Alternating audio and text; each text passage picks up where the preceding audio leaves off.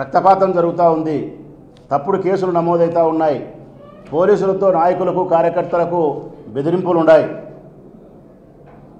చివరిగా రిగ్గింగులు ఉండబోతాయి.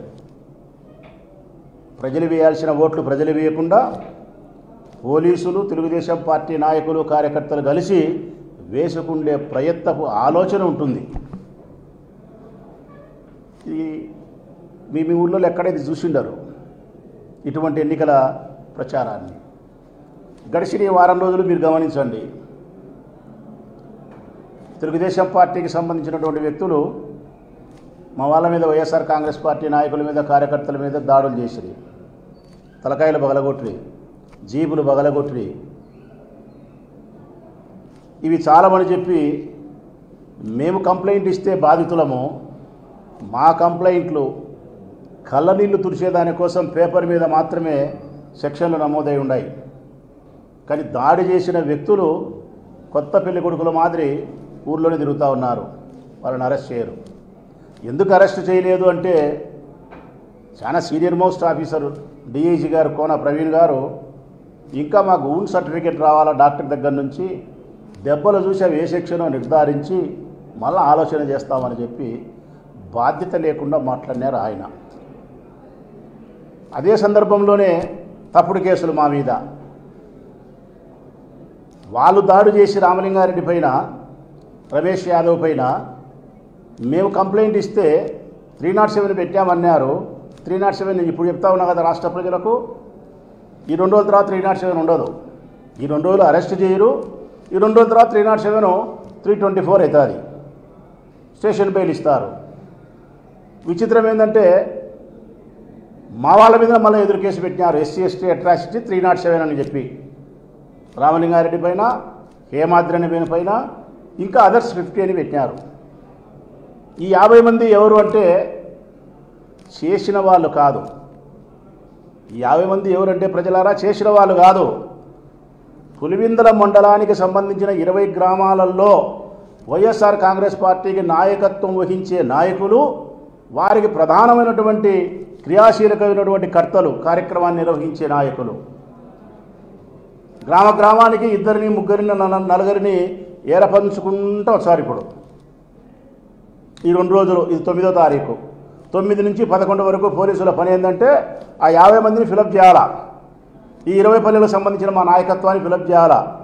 ఇప్పుడు 11 మందిని పిలుచుకుపోయినారు, వాళ్ళలో ఒకరికో ఇద్దరికో ఎల్బీ ఉందన్నారు, వాళ్ళని పంపించి 9 మందిని పెట్టుకుంటారు. ఇంకా 41 మందిని కావాలా. ఆ 41 మందిలో రామలింగాడి ఏమాదిరి పోతే ఇంకా 39 మంది కావాలా. ఈ 39 మందిని ఈ పల్లెల్లో ఏరపంచుకుంటా చేస్తారు. వాళ్ళు ఉండారా అంటే ఒక్కరు లేరాడ. అంటే వాళ్ళ ఉద్దేశం ఎన్నికల నాటికి తెలుగుదేశం పార్టీకి లైన్ క్లియర్ చేయాలా పోలీస్. ఎవరెవరైతే వైఎస్ఆర్ కాంగ్రెస్ పార్టీకి ప్రధానంగా నాయకత్వం, కార్యకర్తలు ఉండారో వాళ్ళందరినీ బియ్యంలో రాళ్ళు ఏరపంచినట్టు ఏరపంచి స్టేషన్లో పెట్టాలా. ఇంకా ఎవరన్నా చిన్న చితక పనిచేసే వాళ్ళు పార్టీ కోసం ఉంటే వాళ్ళని బైండోవర్ల పేర్లతో స్టేషన్ పిలిపించి వాళ్ళని బెదిరించి స్టేషన్లకే పరిమితం చేసి, లేకుంటే ఇంటికి ఇచ్చినా కానీ వాళ్ళు పని చేయకుండా పార్టీకి పారిపోయేటట్టు బెదిరించే కార్యక్రమం. టోటల్గా ఎన్నికలు జరిగే సమయానికి ఎవరు వైఎస్ఆర్ కాంగ్రెస్ పార్టీకి ఉండకూడదు. లైన్ క్లియర్, రాజబాట చేసి పెట్టాలా తెలుగుదేశం పార్టీ వారికి. పోలింగ్ రోజున ఎవరో మా వాళ్ళు చిట్ట చివరిగా ఉండే వాళ్ళని ఏజెంట్గా కూర్చోబెడితే వాళ్ళ మీద దౌర్జన్యం చేసి బయటికి లాగేసి పోలీసులు ప్రేక్షక పాత్ర వహించి మీరే ఓట్లు వేసుకొని మేము గెలిచినాము అని అనిపించుకునే దానికోసం ఈ తప్పుడు కేసులు ఒకవైపు దాడులు చేస్తారు, ఒకవైపు మేము ముద్దాయిలుగా ఎవరినైతే చూపించినామో వాళ్ళ పేర్లు రాసి అరెస్ట్ చేయకుండా యథేచ్ఛగా తిరగనిస్తారు. వాళ్ళ వాహనాలలో మారణాదాలు పెట్టుకొని స్వేచ్ఛగా తిరుగుతానే కానీ పోలీసులు పట్టించుకోరు. మా పైన తప్పుడు కేసులు పెడితే మా వాళ్ళ తీసుకుపోయి ఎలక్షన్ వ్యవహారం చేయకుండా ఉండేదానికి కావాల్సిన అనుకూలత అంతా కూడా తెలుగుదేశం పార్టీకి కల్పిస్తారు. మరొక వైపు నుంచి మా నాయకులను, కార్యకర్తలను డబ్బులతో కొనుగోలు చేసే వ్యాపారం ఒక 4 రోజుల కిందటనే చేసినారు. ఇప్పుడు ఓటర్లను ప్రలోభపెట్టే ప్రయత్నం జరుగుతుంది. ఇక నేను చెప్పినట్టు మొట్టమొదట చెప్పినట్టు మేము పోటీ చేసింది తెలుగుదేశం పార్టీతోనా ప్రజలారా, పోలీస్తోనా? ఒక్కవే మాట చెప్తా ఉన్నా, ఒక్క పేరు, ఒకే ఒక పేరు, వ్యక్తి కూడా కాదు ఇక్కడ. వ్యక్తి మరణించినాడు, స్వర్గస్థుడైనాడు. ఆ వ్యక్తికి ఉండే పేరు వైఎస్. వైఎస్ వాళ్ళు అంటారు ఇక్కడ, వైఎస్. ఆ వైఎస్ అనే పేరుకు పులివెందుల తాలూకాలో ఓటమి లేదు. ఆ పేరుకు ఓటమిని చూపించాలా అనే దానికోసం ఎన్ని అడ్డదారులు దొక్కాలనో అన్ని అడ్డదారులు దొక్కుతున్నారు. కర్ణుని సావుకు కారణాలు ఎన్నో అన్నట్టు పులివెందులలో వైఎస్ కుటుంబానికి ఓటమిని చూపించాలనే దానికోసం వీరు తొక్కే అడ్డదారులు ఒకటి కాదు, రెండు కాదు, మూడు కాదు. మొట్టమొదటిది, వీళ్ళు ఎంచుకునే అడ్డదారుల్లో మొట్టమొదటిది హింస. హింస ప్రజలారా, రక్తపాతాన్ని, దౌర్జన్యాన్ని ఎన్నుకున్నారు వీళ్ళు, అందుకే దాడులు చేస్తున్నారు. రెండవది, వీళ్ళు ఎన్నుకునే విధానంలో రెండవది పోలీస్. ఇది చాలా కీలకమైంది, పోలీస్. మూడవది, వీళ్ళు ఎన్నుకునేది ఎన్నికల కమిషన్ను కూడా ఉపయోగించుకోవడం. బూతులు కావాల్సిన బూతులు మార్చుకుంటాం, ఏమైనా చేస్తాం. డబ్బు నాలుగవది, విచ్చలవిడిగా డబ్బు. ఐదవది, నాయకులను, కార్యకర్తలను తప్పుడు కేసులతోనో మరొక దానితోనో బెదిరించి మార్చుకుండే ప్రయత్నం చేయడం, బూతులు మార్చుకుండే కార్యక్రమం చేయడం, రిగ్గింగ్ చేసే ఆలోచన చేయడం. అంటే ఈ అన్ని అడ్డదారులు తొక్కి వాళ్ళు సాధించేది ఏంటంటే జెడ్పీటీసీ గెలిచినామని కాదు, వైఎస్ను ఓడించినాము అని. వైఎస్ ఎక్కడున్నాడు? స్వర్గస్థుడై స్వర్గలోకంలో ఉన్నాడు. అంటే మరణించినప్పటికి కూడా ఆయన పేరుకుండే ఇమేజ్కు, ఆయన పేరుకుండే ప్రజాబలాన్ని ఇప్పటికీ మీ గుండెల్లో రైళ్లు పరిగెత్తున్నాయి. కాబట్టే ఆయన అవమానం చేసే దానికోసం, తద్వారా జగన్మోహన్ రెడ్డి గారికి ఒక తీవ్రమైనటువంటి అవమానాన్ని కలిగించాలనే దానికోసం ప్రజాస్వామ్యబద్ధంగా ఎన్నికల్లో మీరు పోరాటం చేయకుండా తెలుగుదేశం పార్టీ, ఈ ప్రభుత్వము కలిసి చేస్తూ ఉండేటువంటి ప్రయత్నం ఓటమి కోసం. పార్టీ చేస్తే పర్వాలే, స్వాగతిస్తాం. ఎందుకంటే మీరు మా రాజకీయ ప్రత్యర్థులు కాబట్టి మీరు మాతో మమ్మల్ని ఓటమి చూపించే దానికోసం ప్రయత్నం చేయాల్సిందే. అది చట్టబద్ధమై ఉండాలా, ధర్మబద్ధమై ఉండాలా. ప్రభుత్వం జోక్యం చేసుకోకూడదు. ఇక్కడ ప్రభుత్వం జోక్యం చేసుకుంటుంది పూర్తిగా బహిరంగంగా, బాహాటంగా. ప్రభుత్వ అధికారులకు ఆదేశాలు ఇస్తున్నారు ఈ రాష్ట్ర ప్రభుత్వమే. పులివెందులకు పోండి, ఈ కార్యక్రమాలు చేయండి, ఏం చేసినా పర్వాలే, ఆడ గెలవాల్సిందే, మేము గెలవాల్సిందే, ఏం జరిగినా పర్వాలే. ప్రభుత్వము, పార్టీ, ఎన్నికల కమిషను వ్యవస్థలనన్నిటినీ అధికార దుర్వినియోగానికి వాడుకొని డబ్బులు ఏర్లై పారించి, రక్తాన్ని ఏర్లై పారించి ఏం సాధించాలని మీరు, ఎవరిని మెప్పించాలని మీరు? ఒక జెడ్పీటీసీ ఎన్నిక గెలవడం వలన మీరు సాధించే ప్రగతి ఏమీ లేదు. జగన్మోహన్ రెడ్డికి అవమానం ఇవ్వాలా. కానీ దీని వెనకల ప్రజలు ఏమనుకుంటారనేది వీళ్ళు అర్థం చేసుకుంటున్నారా ప్రజలారా? వాస్తవ సత్యాలు ఏందో, ఇవన్నీ ఇక్కడ ఏం జరుగుతున్నాయో ప్రజలకు తెలియదా? పులివెందుల తాలూకా ప్రజలకు తెలియదా? కడప జిల్లా ప్రజలకు తెలియదా? రాష్ట్ర ప్రజలకు తెలియదా? అందరికీ అన్ని విషయాలు తెలుసు. అందరి అభిప్రాయం ఒకటే. ఈనాడు ప్రజలు ఓటేస్తే వైఎస్ వాళ్ళు గెలుస్తారు, పోలీసు వాళ్ళు ఓటేస్తే తెలుగుదేశం వాళ్ళు గెలుస్తారు. ఇది నా మాట కాదు, జనం నానుడి, జనం నోట్లో నుంచి వస్తాండే మాట ఇది. ఎవరిని అడిగినా ఆ మాట చెప్తున్నారు. ప్రజలు ఓటేస్తే వైఎస్ వాళ్ళు గెలుస్తారు, పోలీసు వాళ్ళు ఓటేస్తే తెలుగుదేశం వాళ్ళు గెలుస్తారు. మళ్ళీ ఆ పక్కనే కోరస్ మరంగా ఒకరు ఉంటారు, పెద్దగా చదువుకోకపోయినప్పటికీ కూడా చెప్తాడు ఆయన. ఏమని తెలిసినా, మనలతో ఆడ ఓటేపించారులే, మనతో ఓటేపించారేమి తెలుగుదేశం వాళ్ళు, వాళ్ళే వేసుకుంటారు, పోలీసు వాళ్ళే పెంచారు. ఇన్ని దౌర్జన్యాలు ఇన్ని రకాలుగా చేస్తున్నారు, మేము ఎప్పుడు చూడలేబ్బా ఇంత దౌర్జన్యము, ఇంత బాధ పెట్టేది, ఇంత రాశి రంపాన పెట్టేది, పోలీసులు ఇంత వన్ సైడ్ చేసేది అని సామాన్యమైన రైతు కుటుంబాలకు సంబంధించిన రైతులు, మహిళలు కూడా పల్లెల్లో మాట్లాడుతున్నారు. మరి వద్దన ఇటువంటి కార్యక్రమాల ద్వారా మీరు విజయాన్ని సాధిస్తే ప్రజలు హర్షిస్తారా? ప్రజలు మెచ్చుతారా? నేను ఇప్పుడు చెప్తా ఉన్నా, ప్రారంభ దశ నుంచి చెప్తానే ఉన్నా నేను. మేము పోటీ చేసింది తెలుగుదేశం పార్టీతో కాదు, మాతో పోటీ చేసింది పోలీస్ అని చెప్పిన నేను. తెలుగుదేశం పార్టీ వాళ్ళకి నచ్చలే, మా మీద ఎగేసుకొని విమర్శ చేసినారు.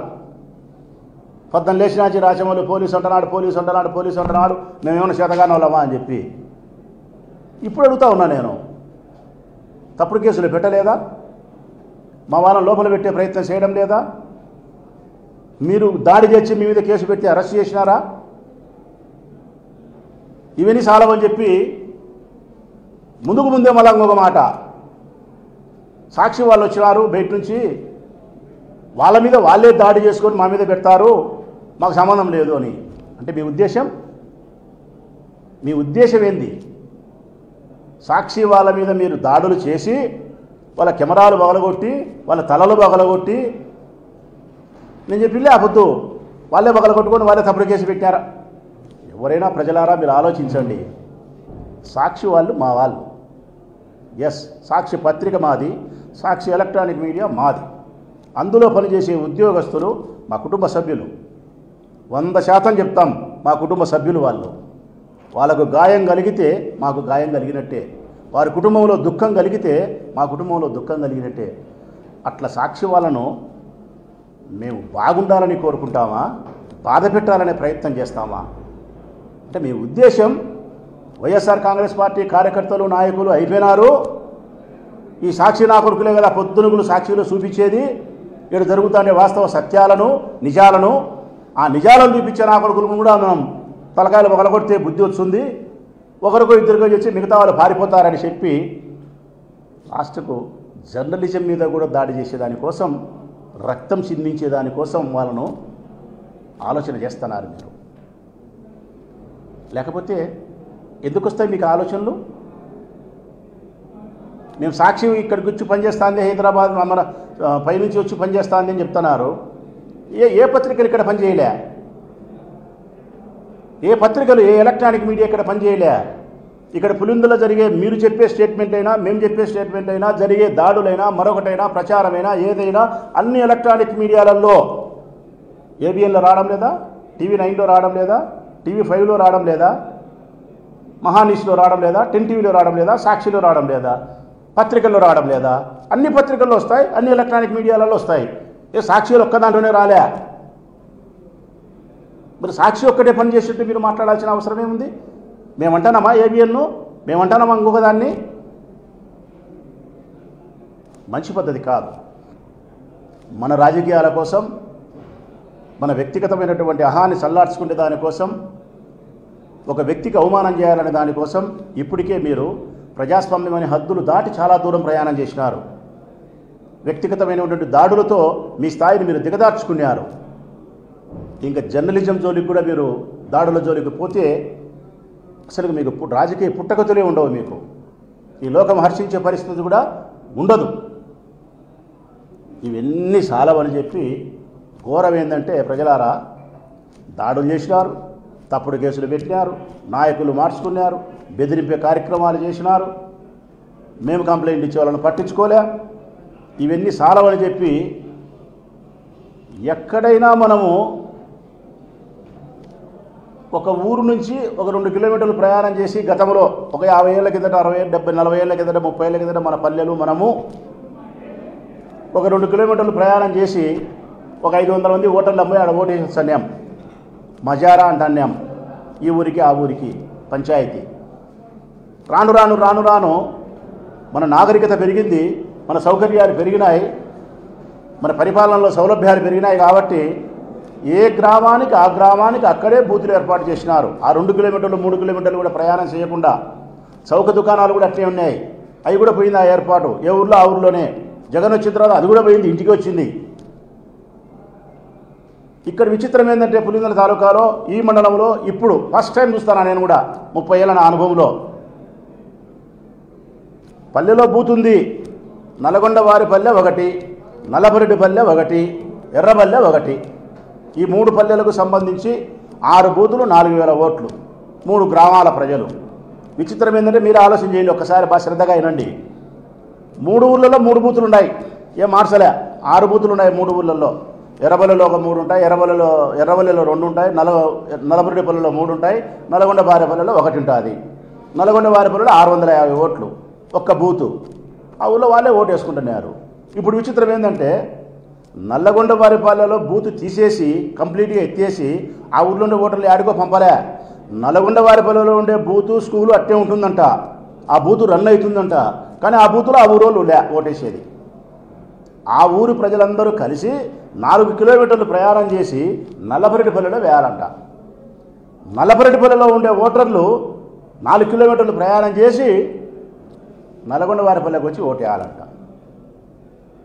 ఎర్రబల్లిలో ఉండే వాళ్ళు ఒక 2-3 కిలోమీటర్లు ప్రయాణం చేసి నల్లపరెడ్డిపల్లిపై ఓటేయాలంట. బూతులు అట్టే ఉన్నాయి, మనుషులు మారినారు. ఈ ఊరోడు ఆ ఊరికి, ఆ ఊరోడు ఈ ఊరికి. ఏమిది అసలు? ఇది ఎక్కడన్నా ఇది శాస్త్రీయమైనటువంటి విధానమేనా? ప్రజలు 4 కిలోమీటర్లు అవతల పక్కకు ప్రయాణం చేయించి ఓటు ఎక్కించాల్సిన అవసరం ఎందుకు వచ్చింది? ఆ ఊరిలో బూతు పెట్టుకొని ఈ ఊరోని ఆ ఊరోనికి ఎందుకు, ఆ ఊరోని ఈ ఊరోనికి ఎందుకు? ఎన్నికల కమిషన్కి ఏమన్నా ఆలోచన ఉందా? దీని సౌలభ్యం ఏంటంటే ప్రజలకు అసౌకర్యమైనా పర్వాలే, మాకు సౌకర్యం కావాలా తెలుగుదేశం పార్టీకి. ఏం సౌకర్యము? నల్గొండ బారేపల్లిలో ఉండే 650 ఓట్లు ఫ్రీ పోలింగ్ అనే ఊర్లో జరిగితే గన 500 ఓట్లు వస్తాయి. మాకు 500 ఓట్లు వస్తాయి. అవి రాకూడదు అంటే ఆ నుంచి ఆడికి షిఫ్ట్ చేస్తే ప్రయాణ బడలికతోనో లేకుంటే గొడవలు జరుగుతాయనో, మా ఊరు కాదనో, ఒక 50, 60, 70, 100 ఆబ్సెంట్. ఆ మధ్యలో 4 కిలోమీటర్లు ప్రయాణం చేసేటప్పుడు దారి దోపిడి దొంగలు ఉన్నట్టు డెకాయిట్లు పెట్టినట్టు పెట్టుకొని దౌర్జన్యం చేసి బెదిరించే ప్రయత్నం. లేదు ఆ మధ్యలోనే మేమెవరూ ఉండకుండా పోలీసు వాళ్ళు మాత్రం పెట్టి మమ్మల్ని రానియకుండా మీరు మటుకు ఉండి వాళ్ళని ప్రలోభ పెట్టే పరిస్థితి చేసి మేనేజ్ చేయడం. అంటే సామ వేద దాన దండోపాయాలు ఎన్ని కావాల్సి అన్ని. లెక్క తీసుకుంటావా? ఇంటికి పోతావా? మెడదబ్బలు తింటావా? ఓటు వేస్తావా? ఇన్ని చేసి ఇన్ని రకాల తప్పుదావాలన్నీ తొక్కి ఒక జడ్పీటీసీ గెలిచేదానికోసం నిన్నటి నుంచి అయితే మరి రాయలసీమ 4 జిల్లాలు పులిందలోనే ఉన్నాయి. కడప, కర్నూలు, చిత్తూరు తప్ప. చిత్తూరు రాలేదు, మళ్ళీ అబద్ధాలు చెప్పను.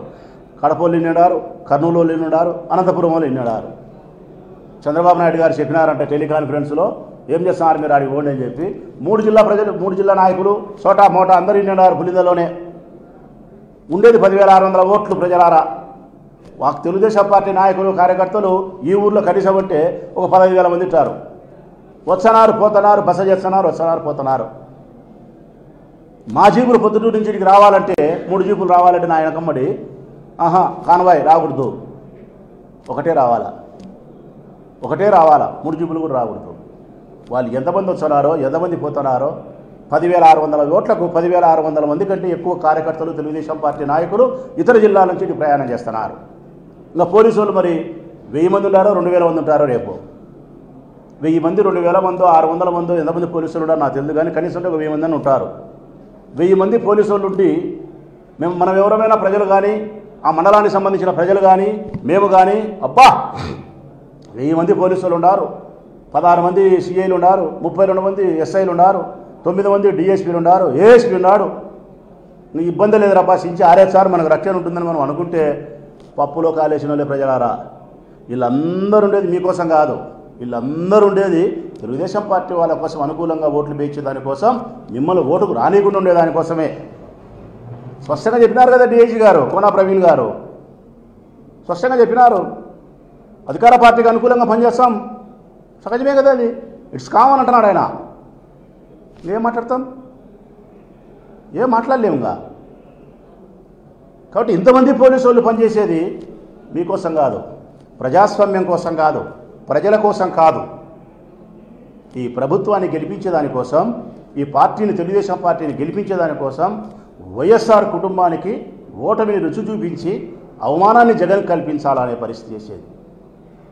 కానీ మీకు ఇంత జరిగిన తర్వాత కూడా ఒక్క మాట అయితే తెలుగుదేశం పార్టీకి చెప్పగలుగుతా, మీరు ఎన్ని చేసినా ఎన్ని బాధలు పెట్టినా ఎన్ని కష్టాలు పెట్టినా, జగన్మోహన్ రెడ్డి గారి మనసులను కొట్టినా, తలకాయలు మొగలగొట్టినా, బాధ పెట్టినా, ఎన్నికల్లో మీరు రిగ్గింగ్ చేసినా, గెలిచే పరిస్థితి చేసినా, ఓటమి చూపించినా, ఏమి చేసినా కూడా జగన్మోహన్ రెడ్డి గుండెకు ఆవగింజంత కూడా మీరు భయాన్ని కానీ అవమానాన్ని కానీ చూపించలేరు.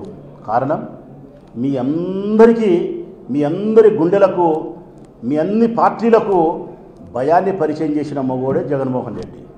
జగన్మోహన్ రెడ్డి గుండెకు ఆవగింజంత కూడా మీరు అవమానాన్ని, భయాన్ని మీరు పరిచయం చేయలేరు.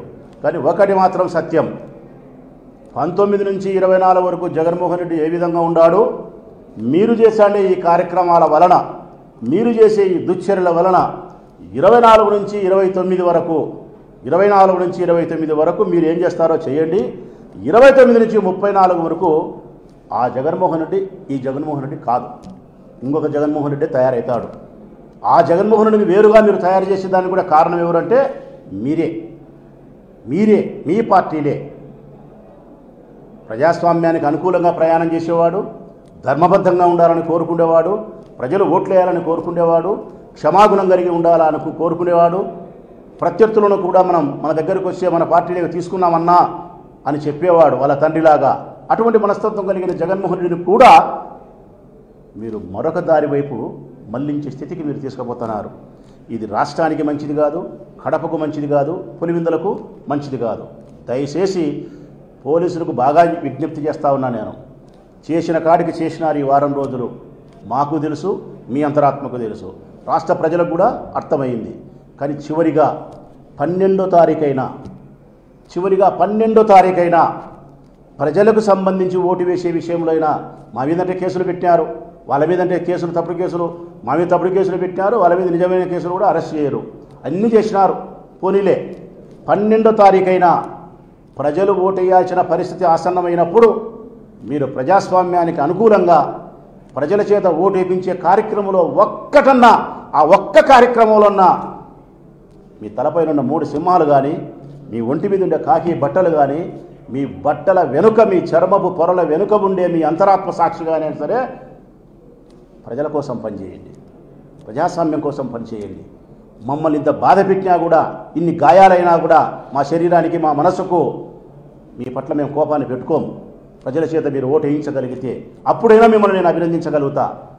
ఆ ఒక్కటి కూడా మీరు చేయలేకపోతే మాత్రం ప్రజాస్వామ్యం మిమ్మల్ని క్షమించదు. పోలీసు అన్నలారా, దయచేసి మీరు మతికి పెట్టుకొని నిజాయితీగా పనిచేయమని చెప్పి అభ్యర్థిస్తూ ఉన్నా. ఇక వైఎస్ఆర్ కాంగ్రెస్ పార్టీ కార్యకర్తలకు, నాయకులకు అందరికీ విజ్ఞప్తి చేస్తూ ఉన్నా, ఈ ఎన్నిక పూర్తిగా జగన్మోహన్ రెడ్డికి అవమానం చేయాలనే ప్రయత్నంతో చేసే ఎన్నిక కాబట్టి మనందరం కూడా మన ప్రాణాలను సరే ఒడ్డి మన అభ్యర్థిని గెలిపించుకోవాల్సిన బాధ్యత ఉంది. మన కుటుంబ స్త్రీలకు కూడా చెప్తా ఉన్నా, అక్కలకు, చెల్లెలకు, మన ఇంట్లో మన పురుషులు, అన్నగారు కానీ, తమ్ములు కానీ, మన కొడుకులు కానీ పోలీసులు తీసుకుపోయి అరెస్ట్ చేస్తే ఇంకా మన ఇంట్లో మగవాళ్ళు లేరు కదా అని చెప్పి చేతులు ముడుచుకొని ఉండాల్సిన అవసరం లేదు. చెల్లెల్లారా, అక్కలారా, ఎన్నికలు మీరే నిర్వహించాల్సిన పరిస్థితి వస్తే గోష ఎగజెక్కండి, మీ చెరుగు నడుముకు ఎగజెక్కండి, ఏజెంట్గా కూర్చోండి, ఓటర్లను పిలుచుకురండి, ఓట్లు వేయించండి.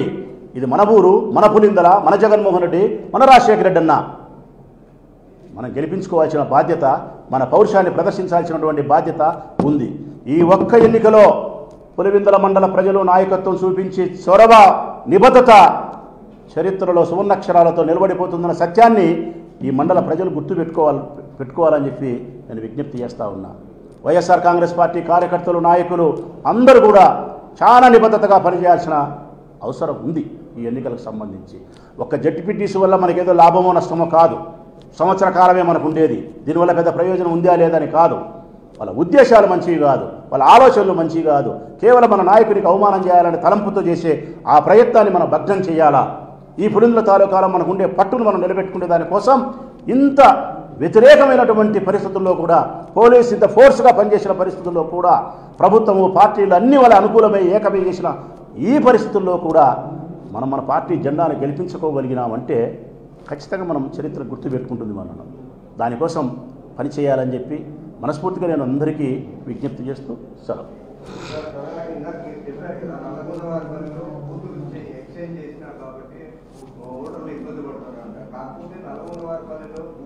ఎక్స్చేంజ్ చేయడం, 4 వారి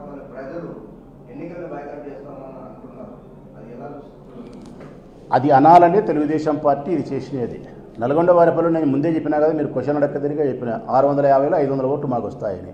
అది రాకుండా ఉండాలంటే కన్నా వాళ్ళు బాయ్కాట్ అన్న చేయాలా, ఓట్లకు రాకుండా తగ్గిపోవాలా, మొదలే బెదిరింపు చేసుకోవాలా. అంటే ఏ ప్రయత్నం అయితే వాళ్ళు ఏ ఉద్దేశంతో చేసినారో తెలుగుదేశం పార్టీ ఆ ఉద్దేశం వాళ్ళకు ఫలించినట్టే వాళ్ళు బాయ్కాట్ చేస్తే. అయితే ఒక గ్రామం అంతా కూడా మీరు తప్పు చేసినారు, ఎన్నికల కమిషన్ ఒక పార్టీ కోసం మీరు తప్పు చేస్తే అది మాకు అసౌకర్యము, చట్టవిరుద్ధమని మేము చెప్పిన తర్వాత కూడా మీరు నిర్ణయం మార్చుకోకపోతే మేము ఎన్నికలనే ప్రజాస్వామ్యంలో ఎన్నికలు మేము బహిష్కరిస్తామని ఒక గ్రామం అంటే ఇది ఎంత పెద్ద ఘోరమైనటువంటి మీ తప్పు, ఎన్నికల కమిషన్ది, ప్రభుత్వం యొక్క తప్పు, ఇది తెలుసుకోండి అని చెప్పి వాళ్ళు హెచ్చరిక చేస్తున్నారు. అప్పటికే మీరు తెలుసుకోలేకపోతే మీరు ప్రజాస్వామ్య ద్రోహులవుతారు.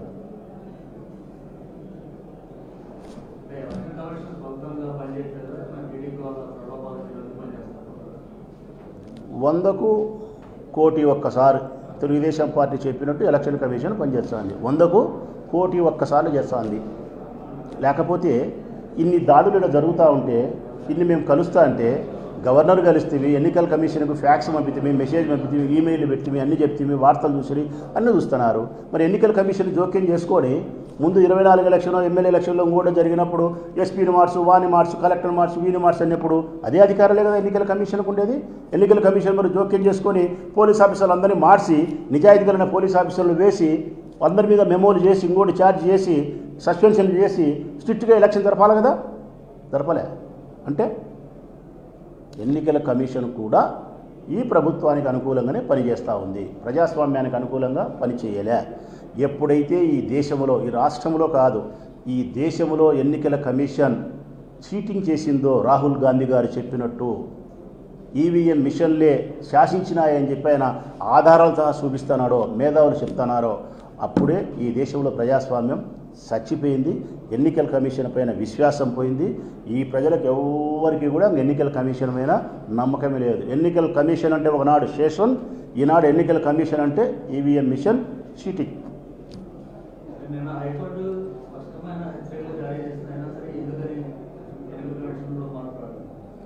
వీళ్ళకు పోలీసులకు న్యాయస్థానాలన్నే, న్యాయమూర్తులన్నే ఏమాత్రమే కానీ లెక్కలేదు. నిర్లక్ష్యం ఎక్కువైంది, అలక్ష్యం ఎక్కువైంది.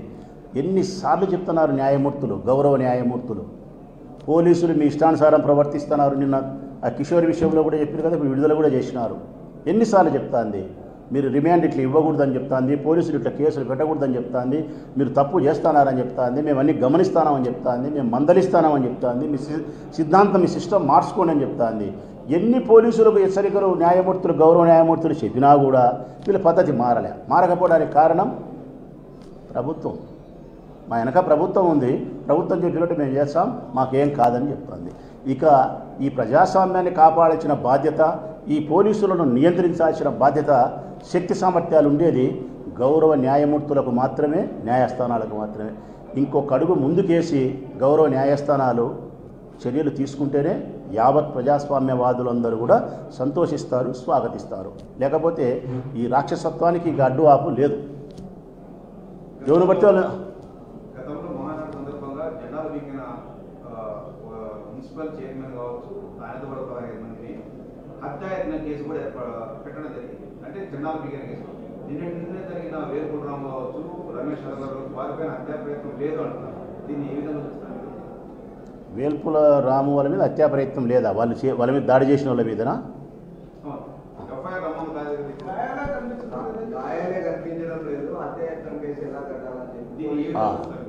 డిఐజీ ప్రవీణ్ కుమార్ కూడా మాట్లాడినాడు, అదే కదా నేను చెప్పేది. ఆ జెండాలు పీకేను కూడా పీకేలేదన్నా. వాస్తవానికి జెండాలు అడ్డం ఉంటే రాజశేఖర రెడ్డి బొమ్మకు పీకేలే, దాన్ని పక్కకు జరిపి పక్కన ఒక నీట్గా పెట్టినారు. అంటే దుడుకు చర్య కూడా కాదు. 14-15 సంవత్సరాల పిల్లోళ్ళను కూడా అందులో 307లో ముద్దాయిలు చేసినారు. న్యాయమూర్తి గారే ఆశ్చర్యపోయినారు, ఈ పిల్లోళ్ళు అటెంప్ట్ మర్డర్లో ముద్దాయిలా అని చెప్పి. అంటే ఇంకా పోలీసు వ్యవస్థ యాడికి దిగదారిపోయిందనే దానికి అది ఒక పరాకాష్ట.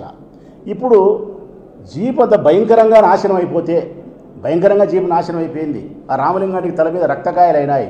స్వయాన ఎమ్మెల్సీ, చట్టసభలో ఉన్నటువంటి ఒక గౌరవమైనటువంటి వ్యక్తి రమేష్ యాదవ్ ఎమ్మెల్సీ, అతని మీద దాడి చేసి గాయమైతే కూడా ఆసుపత్రికి పోతే కూడా బలమైన గాయాలు లేవంటే మరి పోలీస్ చదువు నేను చదువుకోలే కానీ మరి డిఐజీ ప్రవీణ్ కుమార్ వాళ్ళు పెద్దోళ్ళు మరి మేము అడిగిన దానికి సమాధానం చెప్పాలా?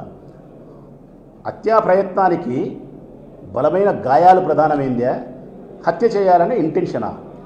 ఎప్పుడైనా కానీ కేసులో బలమైంది ఏంటంటే కనుక హత్య చేయాలన్న ఆలోచనే సెక్షన్కు ఉపయోగపడుతుంది.